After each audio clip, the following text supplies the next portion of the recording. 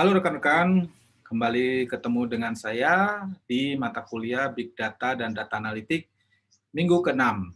Nah, dari Prodi Manajemen Bisnis Telekomunikasi dan Informatika (MBTI), Fakultas Ekonomi dan Bisnis Telkom University. Oke, minggu ini adalah minggu sangat spesial karena kita membahas dua buah model yang cukup menarik ya. Kita cek dulu sharing screen-nya ya. Oke, dua model tersebut adalah association model dan artificial neural network. Ya, dua model ini sebenarnya tidak terlalu berhubungan, ya. Cuman karena susunan kurikulum dari mata kuliah kita yang cukup besar, maka dua hal ini dijadikan satu. Bukan berarti juga tidak penting, karena bahasan dua hal ini mungkin tidak terlalu banyak dibandingkan yang sebelumnya. Association model itu adalah mengukur bagaimana kemunculan suatu item data bersama-sama dengan data lain. Model machine learning atau berbasis data analitik ini memang tidak sepopuler atau banyak digunakan seperti model klasifikasi, clustering, maupun juga regresi. Namun banyak sekali sekarang kita mengenali recommender system yang berbasis dari bagaimana model association rules ini bekerja. Yang kedua adalah mengenai artificial neural network. Ya, artificial neural network itu adalah bagaimana model machine learning atau data analitik tadi meniru cara kerja otak manusia dalam mengenali fenomena atau kondisi dan kemudian mengambil keputusan. Ya, jadi ini juga sangat exciting mengenai artificial neural network.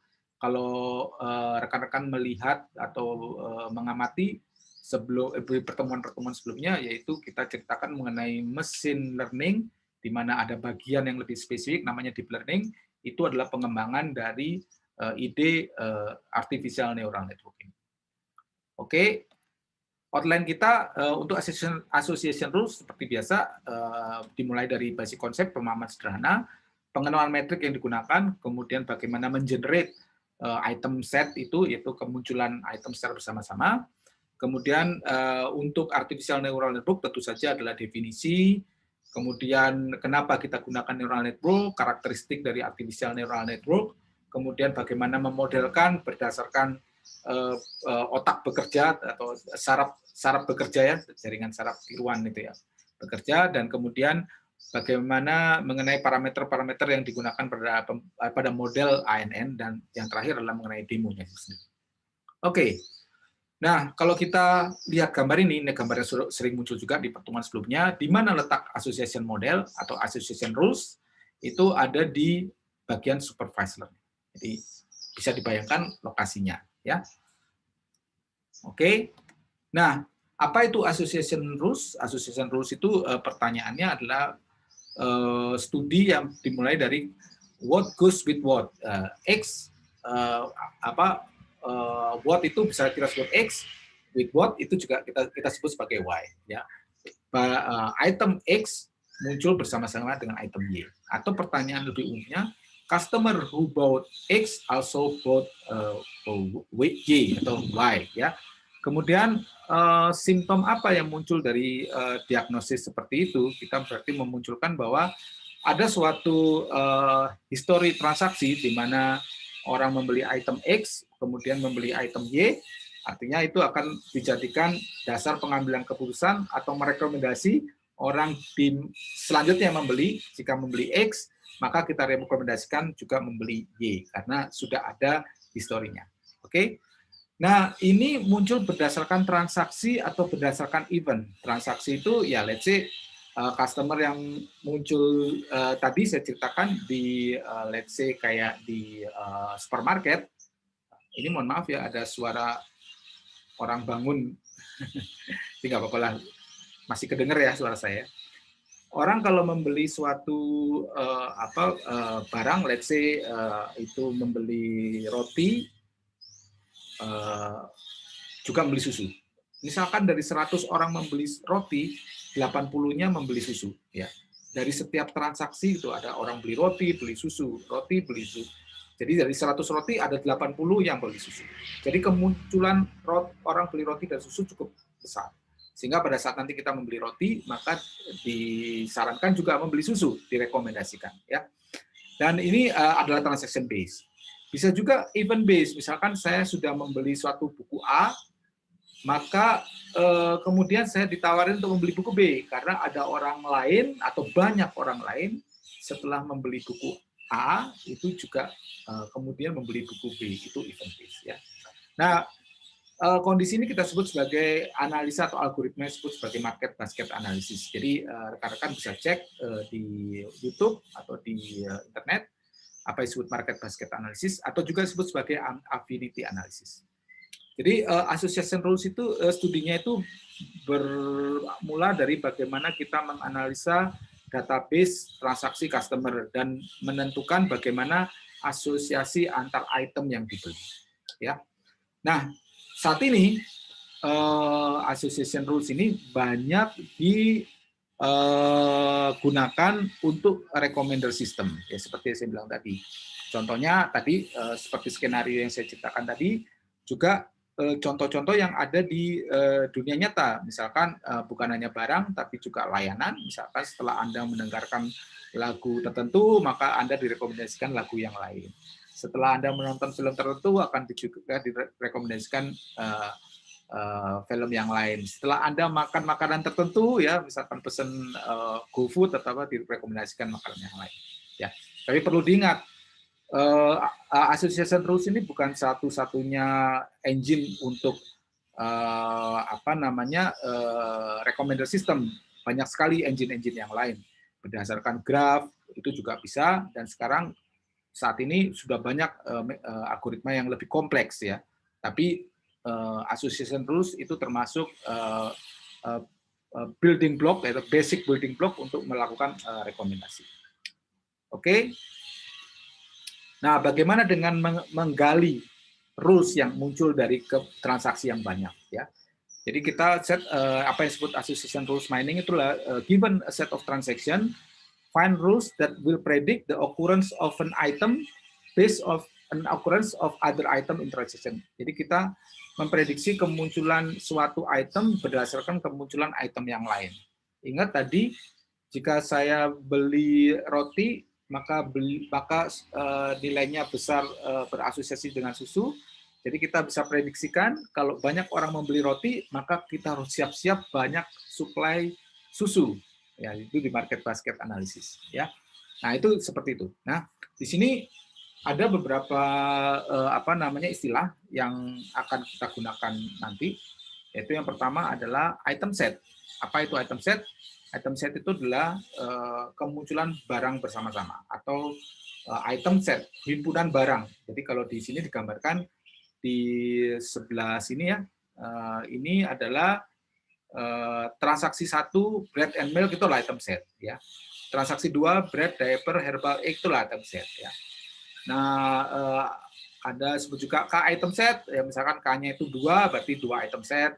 K-nya itu 3 item set, ya isinya 3, ya, dan sebagainya. Itu item set. Kemudian support count, ya. Support count itu lambangnya seperti ini, yaitu frekuensi kemunculan of an item set. Let's say ini kita support count dari milk, bread, diaper itu 2. Kita cek berapa kali milk, bread, and diaper muncul dari transaksi sebelah sini. Kita lihat ada nomor 4 bread, milk, and diaper, and 5 itu 2, ya. 2 itu namanya support count, ya. Kita ingat lambangnya adalah ini, ya. Ini lambangnya. Kemudian kita punya juga support. Nah, kalau support itu adalah rasio dari support count dibagi keseluruhan transaksi, ya.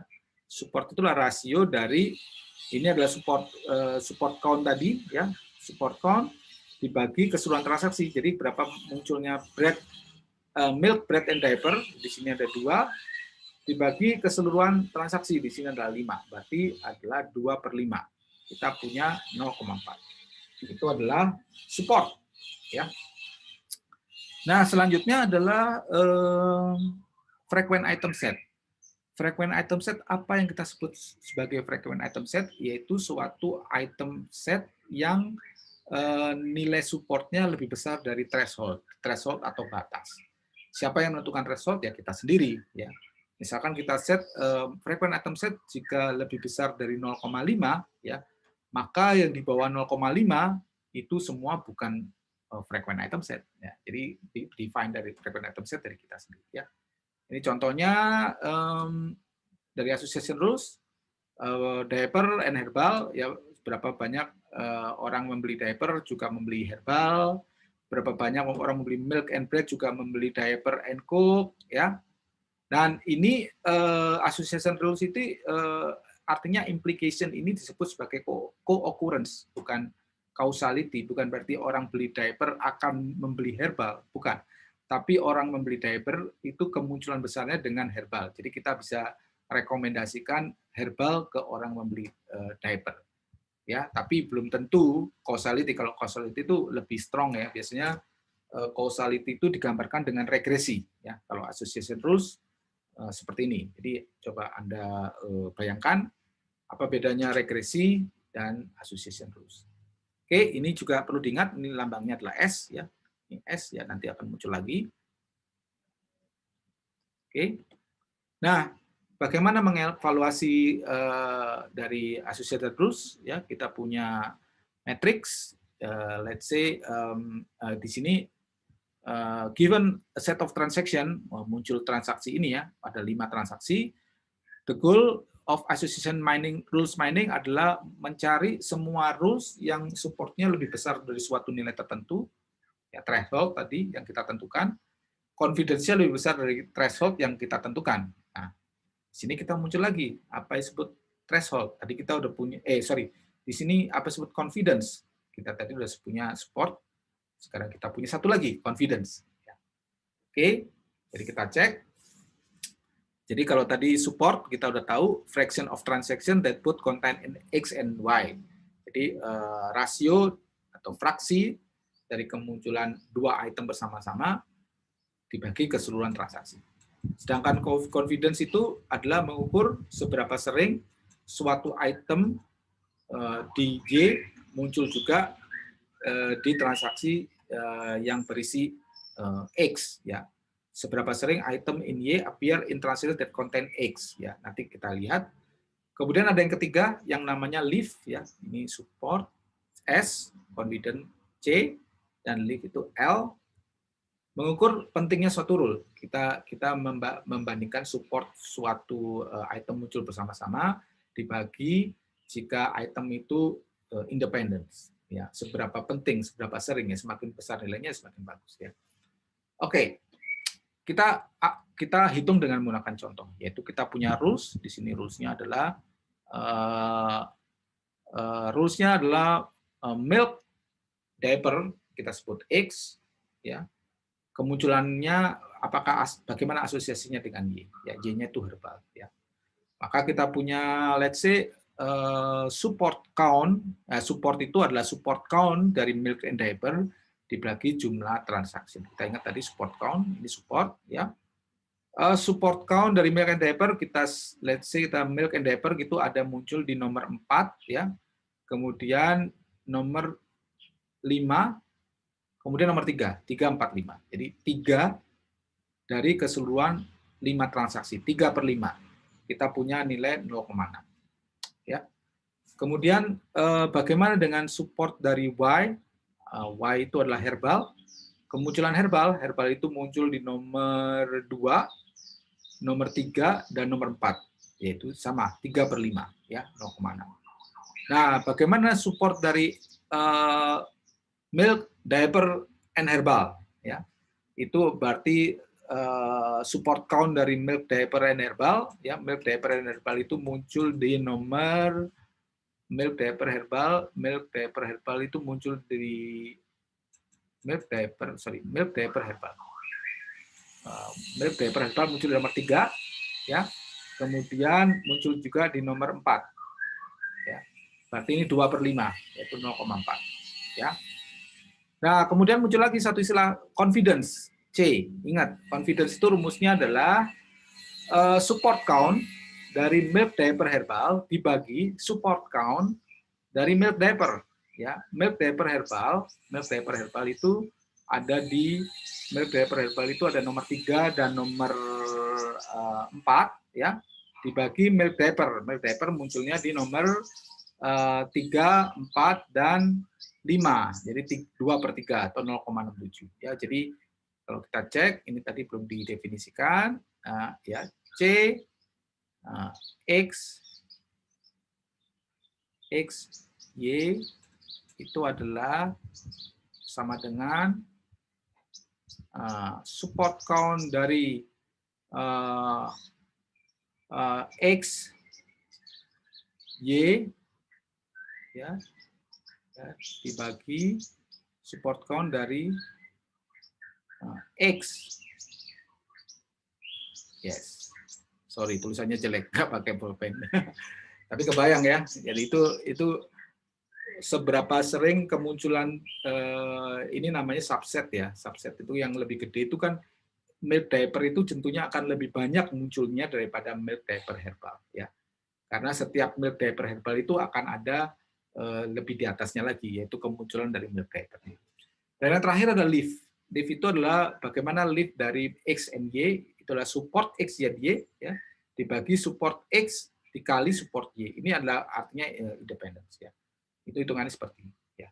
Jadi ini rumusnya dari support, confidence, dan leaf itu menunjukkan 3 evaluation metric untuk association rules. Oke.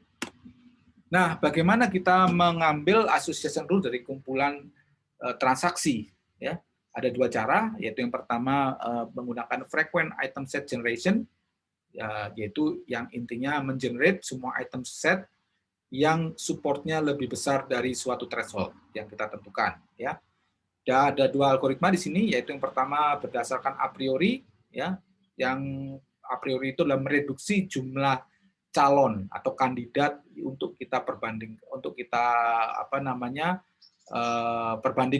ya, perbandingkan masing-masing. Nanti kan munculnya kombinasi antar kemunculan masing-masing barang gitu ya, dan tidak semua barang itu muncul bersama-sama.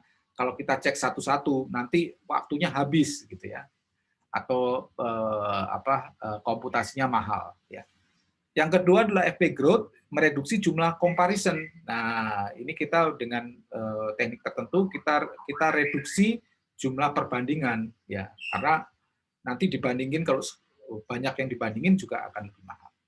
Kemudian yang kedua adalah rule generation, hanya mengenerate high confidence rules from each frequent item set. Dari setiap frequent item set kita generate yang confidence rules-nya yang paling tinggi aja ya, di mana each rule is a binary partition of frequent item set. Karena kita sama sih prinsipnya, kita nggak usah melihat semua dari komparasi, kita hanya yang sering muncul saja. Kemudian di rule generation kita juga bisa gunakan a priori principle ya, nanti kita bahas ya. Jadi frequent item set generation itu kalau kita lihat dari 2 ini, yang pertama itu memang lebih mudah dipahami, tapi begitu datanya besar maka ini akan mahal ya, akan lama ngitungnya. Jadi biasanya kita gunakan yang rule generation yang lebih simple dan lebih lebih akurat untuk mengambil association rules, rules dari asosiasi dari suatu transaksi ya, dari kumpulan transaksi. Oke, contohnya ini kita punya, kenapa space-nya itu besar? Let's say kita punya 5 item ya. Kita gambarkan 5 item A, B, C, D, E. Berapa banyak kemunculan item ini bersama-sama, kemungkinan kemunculan bersama-sama dari item tersebut dalam keranjang kita. Misalkan kita datang ke supermarket ada 5 barang ya. Orang itu ada berapa kemungkinan orang membeli 5 barang itu? Ya, 1 barang, 2 barang, 3 barang, 4 barang, dan 5 barang. Maka kita kan, ini namanya problem kombinasi. Kita akan punya 2 pangkat D possible kandidat. Kandidat itu adalah kemungkinan yang muncul ya. Tentunya kemungkinan itu ada yang tidak muncul karena baru kemungkinan ya. Misalkan untuk D-nya 5, barangnya 5, A, B, C, D. Maka kita punya kandidat item set itu yang harus kita hitung adalah 32, 2 pangkat 5. Jadi kalau 32 item ya cukup besar. Bayangin kalau Anda ke supermarket 1000 barang ya. 2/1000. Berapa banyak kandidat dari 1000 kombinasi dari barang yang akan mungkin muncul di keranjang belanja kita. Ya. Nah, kita harus mengurangi itu. Nggak mungkin ada beberapa barang yang tidak mungkin dibeli bersamaan. Atau bukan tidak mungkin. Sangat jarang kemungkinannya 2 barang atau 3 barang atau 4 barang itu end up di keranjang belanja seseorang. Nah, itu kita akan melakukan reduksi. Ya. Jadi ini slide menunjukkan bahwa space pencarian, space perbandingan itu berbanding lurus dengan atau berbanding eksponensial, bukan lurus lagi, dengan banyaknya barang yang akan kita perbandingkan. Nah, a priori principle, tadi prinsipal yang pertama yaitu frequent item set generation. Yang pertama, a priori principle adalah prinsipnya jika suatu item set itu frequent, maka di subsetnya juga frequent. Ya, jadi munculnya misalkan, sorry, ini harusnya kalau menurut saya sih infrequent ya. Kalau misalkan suatu item ini infrequent, ya, AB ini infrequent, jarang orang belanja AB. Apalagi ABC, ABD, ABE, ABCD. Berarti yang ke bawah itu tidak perlu kita perhitungkan, apalagi kita punya syarat yang namanya threshold tadi, seberapa sering kemunculan item set itu. Kalau dia sudah tidak sering muncul, maka kita tidak perlu melakukan perbandingan dia di dalam suatu membandingkan dia dalam suatu perhitungan nanti. Nanti akan menghabiskan resources, ya. Nah, karena ini AB tidak sering muncul, ya, maka kita bisa hilangkan. Ya, a priori principle hold due to the follow property of support measure, ya. Support of item set, support dari suatu item set, ya, suatu item set never exceed the support of the subset. Jadi yang di bawah ini, ya, itu tidak pernah supportnya melebihi yang subset, ya, sorry. Ya, kemudian ini disebut sebagai anti monoton property, ya. Harusnya subset itu yang di bawah, ya, mungkin superset, ya. Jadi kemunculan yang di bawah ini akan lebih sedikit dari kemunculan yang ini, gitu ya. Ya, itu anti monoton. Oke, nanti kita cek. Oke, ini adalah ilustrasi dari a priori. Jadi let's say kita punya suatu transaksi, ya, dengan transaksinya itemnya yang transaksi pertama itemnya ACD, yang kedua BCE, yang ketiga itu adalah ABCE, yang keempat adalah BE. Kita mau ngambil yang minimum supportnya 50 saja, ya. Kemudian terakhir L itu adalah listnya, list hasil akhirnya, ya. Dari satu item set, ya, itu kita punya A itu munculnya adalah 0,5. B munculnya 0,67 dan seterusnya. D munculnya 0,25. Maka dari pertama saja supportnya D itu udah nggak memenuhi syarat. Maka kita sudah bisa reduksi dari sini kita punya satu item set itu adalah item-item ini A, B, C, E. Ya. Kemudian untuk dua item set tentunya kita punya banyak kombinasi dari A, B, C, D, E. Ya, bisa AB, ya, bisa AC, bisa AE, ya, AD nggak ada AD ada. Karena D-nya sudah hilang, ya, D-nya sudah hilang berarti A-nya tidak dimunculkan, ya. Kemudian BC, ya, BC itu ada, kemudian BE, ya, dan CE terakhir, CE. Kemudian kita cek supportnya berapa masing-masing. Nah, kebayang kalau kita hitung pakai manusia, agak repot juga ya, ini pakai mesin ya. Kita temu ini AB berapa, AC berapa supportnya, dan kita tentunya akan hilangkan yang di bawah 0,5. Ya, kita temu ini adalah dua item set, kita punya AC, BC, BE, dan CE. Ya. Kemudian 3 item set. Ya, 3 item set itu tentunya ACD nggak masuk karena D-nya sudah hilang ya tadi ya. BCE masuk ya. Kemudian ada BCE juga, tapi yang 3 itu cuma 2, BCE dan BCE.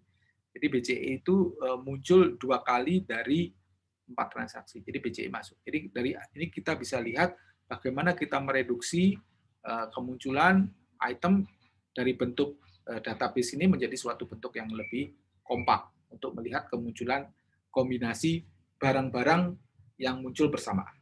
Ya, kemunculan barang secara bersamaan. Ya. Oke. Nah, kemudian yang kedua adalah frequent pattern growth, ya. Frequent pattern growth itu biasanya kita gunakan untuk mereduksi database transaksi tadi ke suatu bentuk yang disebut FP3. Bentuk FP3 itu lebih mudah ya untuk kita lihat daripada bentuk database transaksi tadi. Kita bingung munculin transaksi BCE dan lain sebagainya. Tadi transaksinya sedikit, jadi kita mudah membandingkan. Kebayang kalau transaksinya banyak ya, itu akan sangat merepotkan ya. Sesudah FP3 dibentuk ya, maka kita gunakan divide and conquer. Divide and conquer itu prinsip yang sering muncul di big data ya. Bagaimana kita punya data besar, kita pecah-pecah, kemudian kita hitung masing-masing. Nah, itu seperti itu ya. Ini digunakan untuk memining kemunculan frequent item set ya. Kita lihat ilustrasinya di slide berikut ya. Let's say ya kita punya transaksi seperti ini, transaksinya ada 8 ya. Kemudian kita masing-masing ada barang yang dibeli dari masing-masing transaksi ya. Maka step 1 adalah kita menghitung support. Let's say kita mau supportnya 30% ya. Maka minimum supportnya min subnya 30%, minimum support 30%, artinya 30 dari 100 dikali 8 transaksi. Jadi kemunculan supportnya itu adalah minimal 3,4. Jadi 2,4. Jadi di bawah 2,4 ya ini kan enggak bulat ya. Berarti kalau 3 masuk, kalau 2 enggak masuk gitu ya. Ya kita cek ya, yang pertama kita lihat kemunculan dari satu item set ya. Let's say item set bukan satu ya. Kemunculan item set misalkan A itu munculnya 5 kali, kemudian B munculnya 6 kali, C munculnya 3 kali, D munculnya 6 kali, dan E munculnya 4 kali itu dari sini ya. Berarti semuanya ini di atas 3 ya, berarti nggak ada yang di-delete ya. Dari sini kan kita maunya 2,4, artinya kalau 3 itu masih diterima. Tapi kita bikin prioritas. Prioritas 1, 5, 2, 1 ya, berarti B, hitung prioritasnya dari sini ya, step 4. Jadi prioritasnya adalah B, D, A, E, C. Ya, kita akan urutkan database transaksi itu menjadi seperti ini ya. BDAE, BDAEC. Nah, ini lebih mudah ya. Nah, kemudian dari transaksi-transaksi ini kita akan build FP3 ya, FP3 kita masukin satu-satu BDAE ya. B1, D1, A1, E1, kemudian transaksi kedua BDAEC ya. Jadi B1 ditambah lagi, jadi B-nya tadi dari 1 jadi 2, D-nya jadi 2, A-nya jadi 2, E-nya jadi 2, kemudian ditambahkan C ya. Dan setelah kita cek semua transaksi, kita nggak lihat satu-satu, maka muncul FP3 seperti berikut. Dari FP3 ini kita akan lihat bahwa ini adalah representasi yang lebih concise atau lebih mudah dibaca bagaimana frequent item set muncul dari suatu transaksi yang bentuknya di database seperti ini. Oke. Nah, yang bagian kedua adalah rule generation. Ya tadi ada a priori dan frequent item set generation. Nah, sekarang yang bagian kedua adalah rule generation. Bagaimana kita mengenerate suatu rules dari suatu transaksi, ya. Jadi kita menggunakan sifat confidence ya, confidence dari metric association rules ya. Di sini how to efficiently generate rules from frequent item set ya. Rules dari frequent item set. Jadi ini lebih mudah daripada kita melakukan perbandingan satu-satu tadi ya. Jadi secara umum confidence itu propertinya tidak anti monoton. Kalau anti monoton itu tadi kalau di superset di setnya itu sudah tidak sering muncul, maka di subsetnya itu lebih tidak sering muncul. Ya. Confidence itu artinya kalau C confidence ABCD can be larger or smaller than CABD. Ya, ini tapi ini secara umum ya, ini nggak berlaku seperti ini. Anti monoton tidak berlaku. Tapi confidence dari rules yang muncul dari item set yang sama itu berlaku. Nah ini menariknya. Misalkan kita punya transaksi ABCD, maka confidence dari ABC, kemunculan ABC dan D itu lebih besar dari confidence dari AB dan CD, ya, kemudian lebih besar dari confidence dari A, kemudian BCD, ya. Jadi kita lihat seperti ini, ya. Nah, ini adalah kalau ini sendiri ini low, ya, ini sama dengan upper. Kalau sini low, maka ini juga nggak digunakan. Nah, ini cara sangat cepat mereduksi jumlah item set yang muncul, ya. Baik, itu mengenai association rules dan bagaimana kita mengenerate item set. Tapi jangan khawatir, generate item set itu semuanya dibantu oleh komputer. Nanti di praktikum akan diajarkan bagaimana association rules bekerja. Tapi intinya Anda paham bagaimana mengenerate association rules mining tersebut, ya. Kemudian summary, ya.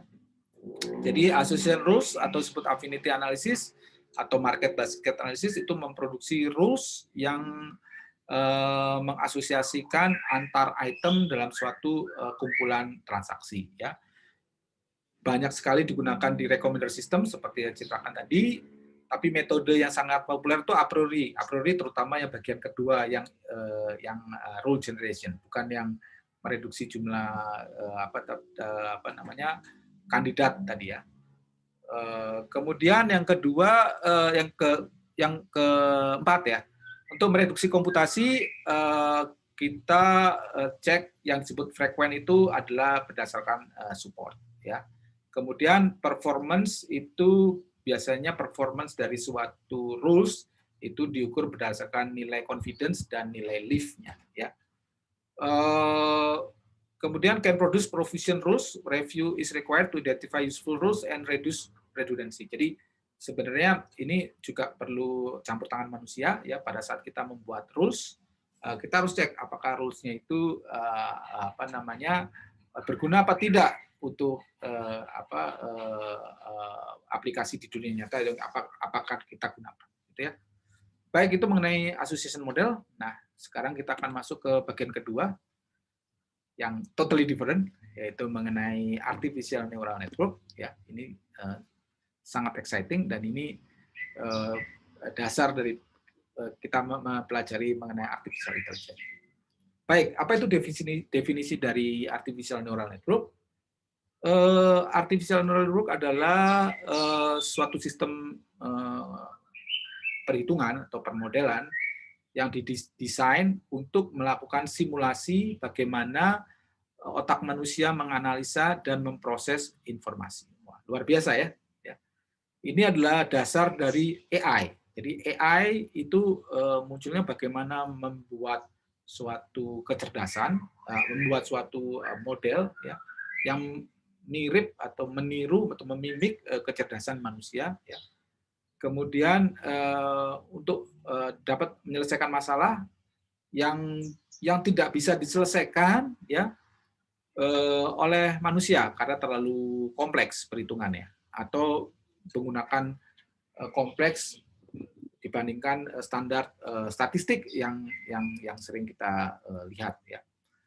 Kemudian ANN itu yang luar biasa adalah mempunyai kapabilitas untuk self learning, ya, self learning, dan bisa memproduksi hasil yang lebih baik sepanjang data yang diterima itu semakin besar data semakin baik, ya. Secara global seperti itu.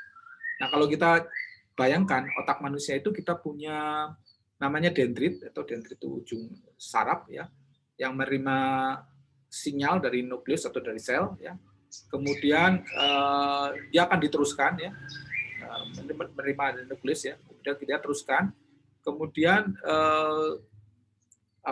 sinyal-sinyal itu akan dikumpulkan, kemudian akan dijumlahkan, istilahnya dijumlahkan. Padahal di komputer, ya, di manusia tidak selalu dijumlahkan, ya. Tapi setelah ngumpul maka dia men-trigger, ya. Jadi ini melewatkan satu sinyal ke sinyal lain di dalam di saraf di badan atau di otak. Jadi kita apa namanya, kita tiru mekanisme tersebut ke dalam model seperti ini. Ya, kita punya banyak input, kita punya layer, ya, kita punya neuron, ya, tadi disebut neuron itu ya, kita neuron atau kita di sini namanya artificial neuron yang kita gambarkan sesuai arsitektur seperti ini, ya.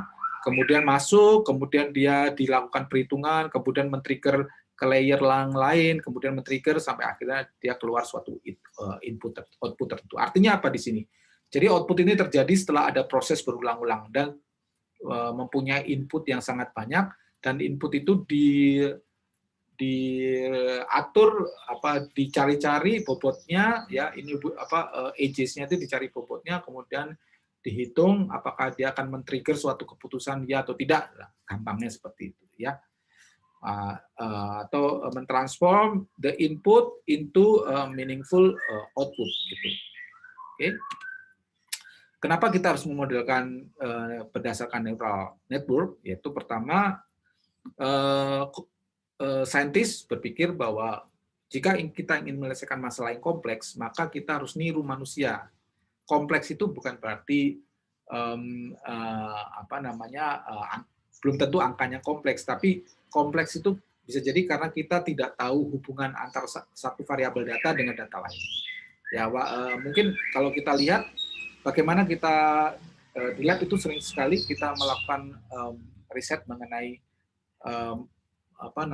memprediksi harga saham. Harga saham itu apa saja yang mempengaruhi harga saham?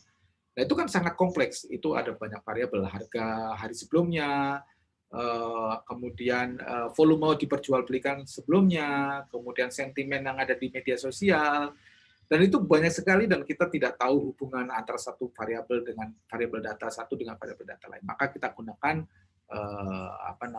neural network, ya. Mirip dengan arsitektur dari otak, ya. Many different model, ya, banyak jenis modelnya, tapi semuanya termasuk isinya adalah multiple individual node, ya, tadi saya bilang node itu unit atau input dalam yang bekerja secara paralel, ya, ini paralel, ya. The network atau arsitektur dari edges tadi itu connect, menghubungkan node di layer yang berbeda-beda tadi, ya. Informasi disimpan secara terdistribusi. Jadi satu node itu menyimpan informasi yang berbeda-beda, ya. Dan diletakkan setelah ada operasi bersama-sama, dia akan diletakkan di node selanjutnya. Kemudian pembelajaran atau learning itu muncul dengan cara perubahan bobot dari edge-nya atau reduction in connection strength, ya. Kalau saya gambarkan sebelumnya, nah, akan terjadi perubahan bobot di sini, ya. Nah, kita cari yang tepat, konfigurasi bobot yang tepat dan layer yang tepat sehingga menghasilkan output yang tepat. Nah, itu yang dilakukan sini, ya. Idenya untuk membuat komputer lebih robust, intelijen, dan mampu belajar, maka let's model our computer software after the brain. Kita tiru otak. Oke. Oh, sorry, ini di sini ada gradual changes, ya. Jadi perubahan itu singkat-singkat itunya. Nah, karakteristiknya apa dari ANN? Yang pertama, instead of programming a computational system to do specific task, ya, untuk melakukan suatu pekerjaan tertentu, kita ajarin komputer untuk melakukan pekerjaan tersebut. Ya, jadi ini modern computer scientist itu bukan membuat program untuk menyelesaikan suatu masalah, tapi kita ngajarin komputer untuk menyelesaikan masalah tersebut. Jadi kita menyelesaikan masalah-masalah yang lebih canggih, yaitu mengajari komputer daripada membuat program untuk komputer itu menyelesaikan suatu masalah. Kemudian ini ide itu maka kita perlu namanya AI. Berarti computer scientist itu ngajarin AI tadi, ya. Kemudian empirical model which can rapidly and accurately find pattern built data that reflect visual knowledge. Jadi pattern tadi dari hubungan yang manusia juga mungkin tidak kebayang, ya, hubungannya harga saham dengan berita hari ini ditambah dengan harga kemarin, ditambah dengan jumlah saham yang dibeli kemarin, ditambah dengan berita, ya. Berarti polanya apa? Nah, apakah pola hari ini itu sama dengan pola kemarin? Apakah model hari ini sama dengan model kemarin? Nah, itu artinya pencarian pola itu komputer akan mencari terus, bukan kita yang menyuruh komputer, bukan kita harus memprogram untuk mencari, tapi kita sarankan komputer untuk mencari terus. Mencari terus itu namanya kita mencari pola dalam data secara terus-menerus. Ya.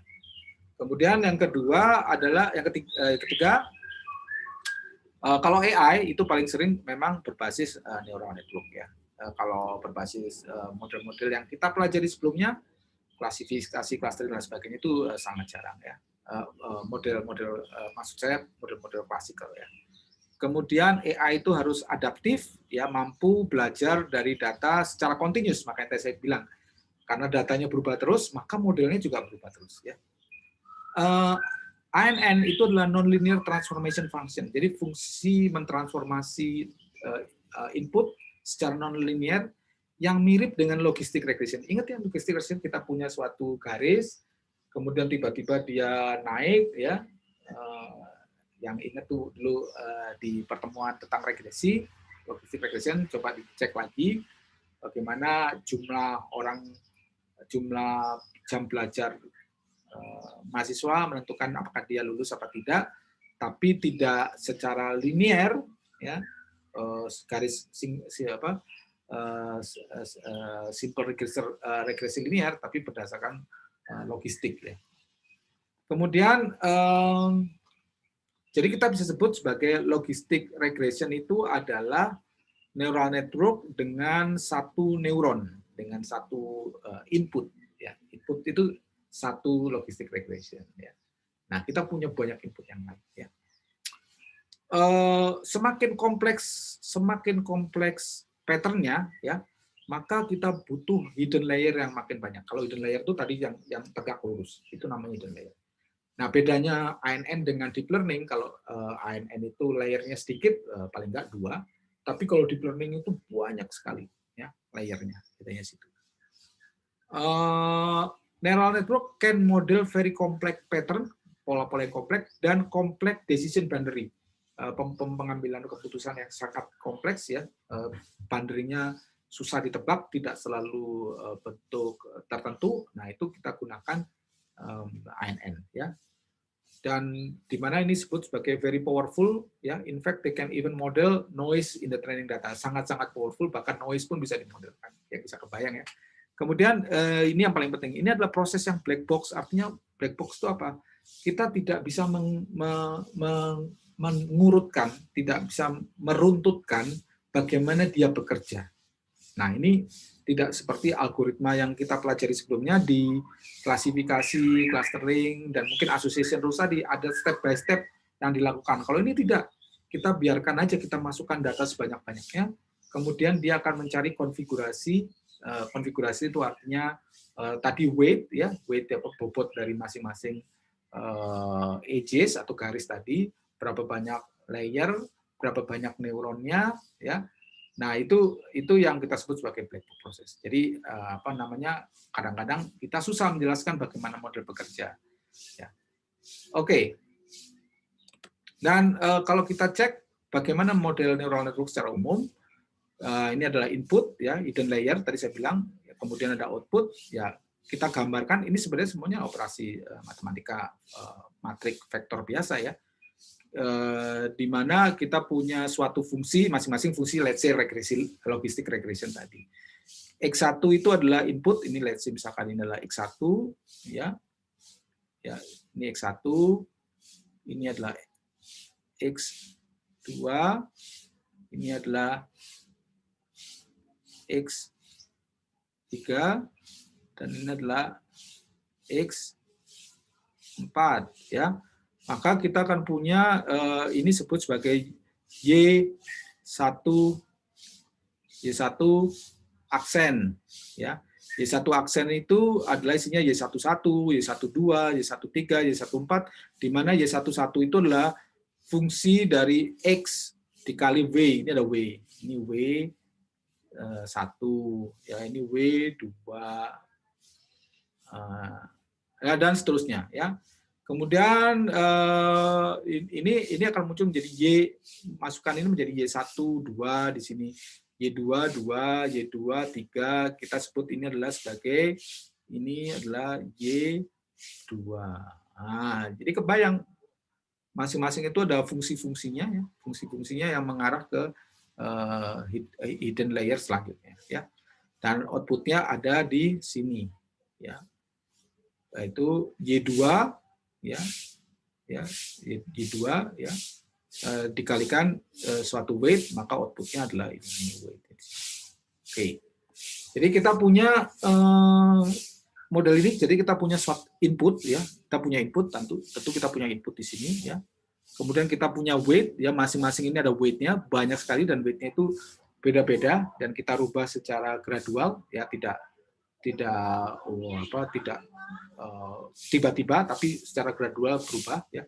Kemudian ada bias, ya, nanti bias kita tentukan, ini adalah namanya activation function, ya, is a part of activation function, ya. Sorry, bias juga bisa disebut sebagai part dari weight itu sendiri, ya. Nah, gambarnya adalah seperti ini, ya. Kita masukkan input sebanyak mungkin, ya. Kemudian ada layer-layer banyak, masing-masing ada weight-nya, kemudian dijumlahkan di sini, ya. Kemudian akan men-trigger, kemudian ada fungsi aktivasi atau activation function, kemudian akan jadikan hasilnya output, ya, output. Tapi kalau outputnya tidak sesuai dengan data training, tidak ada sesuai dengan output yang kita berikan, maka dia akan feedback balik lagi. Ya, dia akan rubah lagi konstruksi weight-nya segimana supaya pas, ya, dengan output. Ya, itu makanya disebut sebagai black box karena prosesnya ini kita tidak tahu detailnya seperti apa, ada berapa kali bolak-balik supaya sampai ketemu hasil yang benar, ya.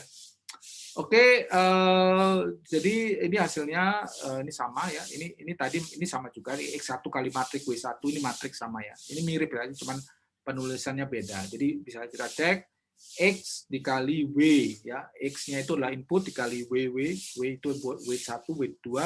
Kalau di sini gambarnya itu hidden layer-nya tidak dilihatin, hanya dipersingkat, langsung hasilnya itu adalah ini, ya. Tapi kalau di sini ini ditunjukkan hidden layer-nya, ya. Mana yang betul, ya, itu mah yang ini gambaran singkat dari yang sebelah kiri, ya. Ini gambaran gedenya, ya. Oke. Nah, yang paling penting adalah apa itu activation function. Activation function itu adalah suatu fungsi yang menunjukkan kalau tadi neuronnya itu ngumpul banyak, dengan fungsi apa dia itu akan men-trigger, ya. Jadi triggernya itu dikalkulasi berdasarkan weight sum, ya. Kalau sumnya, kalau weight sum tadi, kumpulan dari weight tadi sudah menentukan suatu threshold tertentu, nah ini ada istilah threshold lagi, maka dia aktif atau tidak aktif. Ya kayak seperti bendungan lah, dikumpulin banyak, kalau airnya sudah banyak kita keluarin, ya. Kalau belum ya pasti kita gabungin. Nah, seperti itu. Jadi men-trigger, fungsinya bagaimana kondisinya kita saat men-trigger atau tidak. Dan men-trigger ini adalah dipengaruhi oleh weight sum dan bias yang kita masukkan, ya. Nah, pada saat kita men-trigger, fungsinya juga belum tentu linear, malah banyakannya adalah non-linear, ya. Non-linear, ya, non-linearity ke output neuron, making it capable to learn, perform more complex tasks. Jadi nanti akan digambarkan activation fungsinya seperti apa saja, ya. We do not use activation, ya. If we do not use activation function, kalau kita tidak menggunakan activation function, maka hasilnya itu hanya linear saja, ya. Justru activation function itu membuat dia tidak linear, ya. Nah, ini contohnya bias ini, ya. Nah, ini contohnya bias ini adalah, let's say ini kita punya X, ya, dengan weight 2, yaitu weight itu kan sudah bias, ya, karena dia bobotnya 2 kali. Maka kita Y sama dengan 2 kali X, yaitu bias, ya. Bias value allow to shift the activation function, karena ada bias itu kita cek kapan dia bisa berpindah atau tidak, ya. Perubahan dan activation function ini kritikal ke kesuksesan pembelajaran mesin itu sendiri, ya. perubahan weight itu berarti merubah kemiringan dari kurva, ya kurva pembelajaran nanti kita lihat ya. While bias shift the entire curve so that is more suitable. Jadi kalau weight itu hanya kemiringan kurva, kalau bias itu keseluruhannya berubah, ya biasnya keseluruhan berubah. Jadi kalau misalkan di sini cek X, jumlah X1 tambah W1 plus BB itu biasnya itu merubah grafiknya turun atau naik di sumbu Y. Ya. Bias hanya mempengaruhi output value, ya hanya outputnya yang berubah ya, tapi tidak ada hubungannya dengan input ya. Kalau input itu membentuk model, bias itu hanya menggeser modelnya ya. Bias sendiri itu bisa dirubah-rubah sepanjang proses pembelajarannya ya. Oke, dan ini ada beberapa contoh mengenai activation function ya. Contohnya itu ini yang A namanya tan function. Jadi kalau nilainya tertentu ya X-nya maka kita transform ke suatu nilai tertentu ya. Kemudian B itu linear function ya, kemudian C itu ada sigmoid function, D itu ada Rayleigh function. Jadi pertanyaannya adalah pasti mana yang bagus? Tidak ada yang bagus. Tidak ada yang paling bagus. Jadi gimana Pak belinya? Ya karena komputer kita ini bekerja di atas komputer. Ya kita coba aja satu-satu ya. Wah, enggak repot, enggak repot. Jadi kita rubah-rubah aja, kita cek model dengan activation function yang mana yang cocok mewakili data kita. Ya. Dan pada saat pembelajaran di ANN sendiri itu sebenarnya ada dua cara. Ya tadi kita lihat gambar ini. Ya, gambar ini kan semuanya kita punya input, kemudian kita punya weight, kemudian kita kita kumpulkan, kemudian ini istilahnya men-trigger apa enggak di activation function. Kalau enggak men-trigger, ya berarti nilainya 0, let's say misalkan. Kalau men-trigger berarti nilainya 1, itu tergantung activation function yang kita gunakan. Ya. Kalau proses ke depan ini, ya sampai output itu disebut sebagai forward propagation, propagation ke depan. Ya, ceritanya ini weight and bias itu diinisialisasi secara random. Kemudian dihitung ke depan ya dari input layer ke output layer, kemudian di-compare dengan real value ya, kemudian untuk mendapatkan error ya. Error ini kita sebut loss function atau cost function ya. Ya ini loss function atau cost function itu disebut sebagai error kalau di ANN. Nah, backward propagation itu adalah merubah karena sudah lihat errornya kan ya, dari forward tadi kita sudah dapat errornya, maka kita akan merubah derivative of loss function karena errornya itu adalah function ya. Maka function itu bisa dirubah ininya kemiringannya, nilainya itu namanya derivatif. Derivatif itu rubahnya pendek-pendek lah, bukan perubahan yang tiba-tiba drastis ya.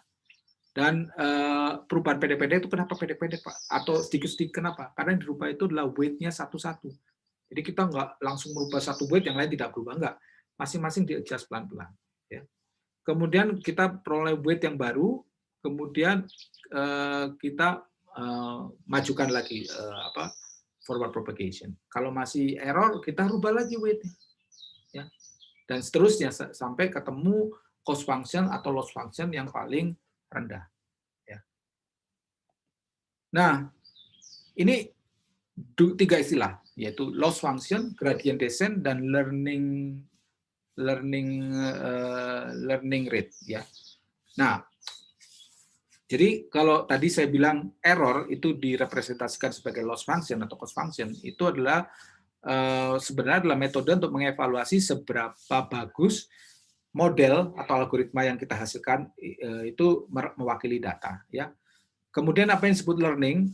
Learning itu tujuannya meminimalisasi loss function ya. Jadi ini namanya adalah ini weight ya. Ini weight-nya berapa sehingga loss function-nya ini loss function ya. Fungsi dari weight kan loss, error atau cost function itu fungsi dari weight, karena kalau weight-nya dirubah maka error atau cost atau loss function itu juga berubah. Maka kita akan rubah ini sini sedikit-sedikit. Ini yang disebut perubahan secara gradient descent, yang kita sebut gradient descent. Ya, kita ingin cost function, bagaimana caranya perubahan weight dihitung dengan mengkalkulasikan gradien kemiringan. Ya, gradien itu kemiringan. Ya, ini kan ada kurva, kemudian garis lurus yang nempel ke kurva itu namanya gradien. Ya, kalau di ilmu lebih detail namanya persamaan diferensial. Ya, bagaimana kecepatan perubahan loss function terhadap perubahan weight. Ya, partial derivative of loss function with respect to weight. Ya, karena kita ingin meminimumkan gradient descent, ya, kita ingin meminimumkan, maka kita gunakan gradient descent. Ya, ini adalah metode yang paling simpel dan paling populer saat ini untuk mengoptimalisasi neural network, termasuk deep neural network atau kita sebut sebagai deep learning. Ya, nanti akan sering ketemu sana. Kemudian gradien itu kalau di sini ini learning rate. Ya, learning rate itu ada dua, bisa low, bisa high. Kalau too low kayak gini, ini learning rate ya. Ini learning rate itu lambangnya seperti ini ya, learning rate ya. Kalau too low maka dia pelan-pelan turunnya, tapi lama. Kalau too high, ya, dia akan zigzag kayak gini, tapi dia tidak akan pernah mencapai minimum atau tidak pernah. Mungkin dia tidak pernah mencapai karena begitu nyampe di sini, dia mental lagi ke atas. Jadi minimumnya kelewatan. Jadi ini yang disebut sebagai learning rate. Ya. The gradient told us the direction of change weights, how much we change is determined by another hyperparameter called learning rate. Jadi seberapa perubahan, karena seberapa perubahan tadi dari gradient descent kita sebut sebagai learning rate. Ya. Kalau learning rate too small, itu too slow. Ya. Kalau too big, mungkin akan diverging. Ya. Mohon maaf nih sekarang di sini hujan, jadi suaranya mungkin agak terganggu dengan hujan. Ya. Kemudian kita bisa pilih learning rate secara manual, kemudian kita lakukan optimasi selanjutnya, sehingga kita ketemu learning rate yang tepat. Ada beberapa metode di sini yang kita sebut, ada GARD, kemudian RNS-PROM, ADAM, ini semua metodenya, dan itu ada di pada saat kita memilih ANN. Ya. Nah, ada juga hal yang penting, yaitu namanya overfitting and regularization. Prinsipnya seperti gini. Karena neural network itu memodelkan suatu fenomena yang kompleks, sering-sering kita akan rawan mengalami overfitting. Apa itu overfitting? Overfitting itu kalau datanya itu semuanya diwakili kayak gini gambarnya ini. Ya, maka ini modelnya akan sangat kompleks dan tidak representatif untuk future data gitu ya. Kalau just right kayak gini, kalau underfitting jadi terlalu sederhana, modelnya terlalu simple. Ya, di sini dituliskan model overfit is if it perform well on training data but not generalized, tidak bisa digeneralisasikan pada data new unseen data. Ya, seperti itu. Kemudian ini bisa diselesaikan dengan, mohon maaf saya pindah sedikit.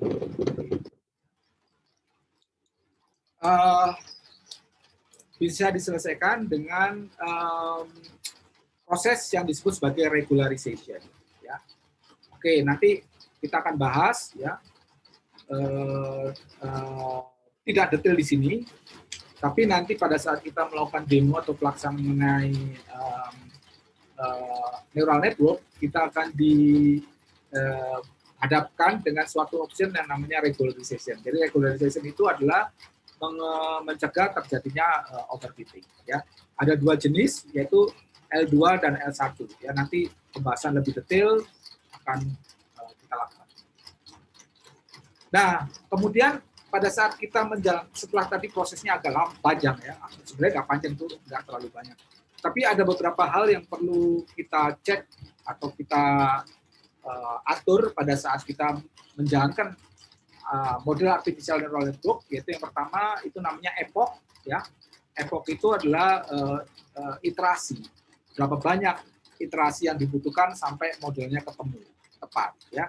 Kemudian learning rate tadi sudah ya, learning rate. Kemudian activation atau transfer function tadi juga sudah, ya. Kemudian regularization, ya. Regularization apa yang kita gunakan untuk mencegah overfit. Kemudian problemnya, ya, apakah dia klasifikasi atau regresi dan sebagainya. Kemudian gradient descent, nah ini nggak ada pilihannya sebenarnya. Dan kemudian ada regularization rate, ya. Nah, kita akan cek semua ini dalam demo, ya. Demonya, nah ini ada demonya, oke. Jadi saya sekarang akan masuk ke, sorry ya, ke demo, ya. Sebentar. Demonya ada di sini, di sini. Ya, ini demonya. Ini demonya itu adalah playground TensorFlow. Sebenarnya apa namanya, cukup ini aja ya. Playground TensorFlow.org, ya. Jadi bisa dicoba di rumah. Jadi ini adalah suatu website yang cukup bermanfaat bagaimana kita memahami neural network itu bekerja, ya. Di sini ada beberapa hyperparameter yang saya sebutkan tadi, epoch, ya, iterasi, learning rate, dan lain sebagainya, ya. Let's say kita punya, ini ada, di sini ada, ini learning rate, activation, regularization, ya udah ada ya. Problemnya classification, kita juga punya data, berbagai macam data yang akan kita coba demokan. Kita juga punya neuron, ya, kita punya hidden layer, kita punya output, ya. Kita ulangi dari awal, ya. Nah, kita punya rasio training to testing, let's say kita punya trainingnya 70%, ya. Misalkan kita nggak merubah apa-apa, ya, kita jalankan saja dulu, ya. Kita tidak merubah apa-apa, kita jalankan dulu. Ya, let's say, ya, oke, ya, Anda bisa cek loss-nya, training loss atau cost function itu 0,07. Berarti sangat kecil, ya. Epochnya 0,82. Epochnya 82 langkah. Ini 0,07. Dan ini masing-masing ada weight-nya. Minus, ya, yang kuning itu minus, weight-nya 0,70, yang biru itu adalah 1,3. Ini 4 neuron, ya, layer 1 4 neuron, layer 2 2 neuron. Ya, saya jalankan terus misalkan. Nah, oke. Ini epoch 128, errornya udah jauh lebih kecil. Let's say kita jalankan terus. Nah, 0,2 itu berapa? 175, ya. Epochnya 175. Jalankan terus. Nah, rasanya, nah ini ketemu training loss-nya 0,001. Jadi salahnya sedikit, ya, 0,01 pada saat iterasinya berulang banyak. Jadi kita bisa bayangkan, ya. Coba kita cek lagi dengan kombinasi yang lain, ya. Misalkan bagaimana problemnya mengklasifikasikan yang kuning itu kuning, yang biru itu biru. Let's say saya mau satu hidden layer, ya. Saya mau satu hidden layer, saya mau neuronnya ada 8 gitu misalkan, ya. Kita cek, misalkan ininya ReLU, ya. Ini bisa Anda ganti-ganti juga, ya. Kita cek. Nah, ini sangat oke, ini 0,2 jauh di bawah 150 tadi, ya. Kalau nggak salah tadi 0,02 itu ketemu di berapa tadi, ya? Oke. 116 sudah ketemu 0,02, itu sangat rendah gitu, ya, errornya. Jadi dengan konfigurasi ini maka kita bisa memprediksi seperti ini. Tapi untuk memprediksi 0,2 error itu bentuk modelnya tidak unik seperti ini. Bisa aja kombinasi yang lain, bisa aja dua layer, 3 layer dan lain sebagainya. Dan ini kombinasi aktivasinya juga bisa beda, learning rate-nya juga bisa beda, dan lain sebagainya. Let's say, misalkan ini jauh lebih kompleks ini modelnya, ya. Learning rate-nya juga kita bisa cek, misalkan oke lah 0,1, misalkan ini ReLU, saya mau hidden layer-nya ada 4 misalkan, ya. Di sini kita ambil, ya. Di sini juga datanya juga bisa ditambahkan, ya. Banyak, ya, jenis-jenis apa ini digambarkan sebagai input datanya, ya. Coba kita running, ya, apakah ReLU bisa memodelkan ini. Nah, kita cek, nah, ya, Anda perhatikan tesnya, loss-nya terlalu besar ya, dan sulit sekali untuk konvergen ya. Ya. Ini sudah 300 epoch tidak rendah. Ya, bagaimana kita coba dengan yang lain? Let's see. Kita coba dengan learning rate lebih tinggi, 0,3 misalkan, atau 0,03 lebih rendah ya. Mungkin sigmoid ininya ya, mungkin ininya kita cek lagi ya, apakah akan ketemu. Nah ini juga belum ketemu ya.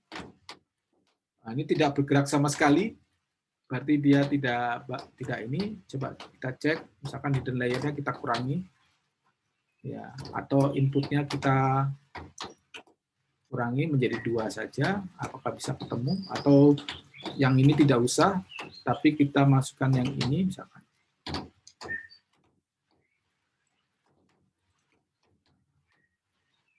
Nah, ini menunjukkan bahwa memang pada akhirnya kita akan mencoba-coba. Ya. Mungkin ini akan jadi semacam PR. Gitu. Seberapa bagus Anda melakukan klasifikasi ini dengan konfigurasi berapa hidden layer, ya, dengan data apa saja yang digunakan, X1, X2, dan berapa, masing-masing hidden layer-nya isinya berapa, weight-nya berapa, ya, learning rate-nya apa, sigmoid activation-nya apa, dan lain sebagainya. Jadi ini bisa jadi pekerjaan assignment ya untuk kuliah minggu depan. Ya, baik, begitu saja materi yang sudah saya sampaikan mengenai 2 hal, yaitu association rules dan artificial neural network. Semoga bermanfaat dan saya tunggu nanti diskusi kita di kelas.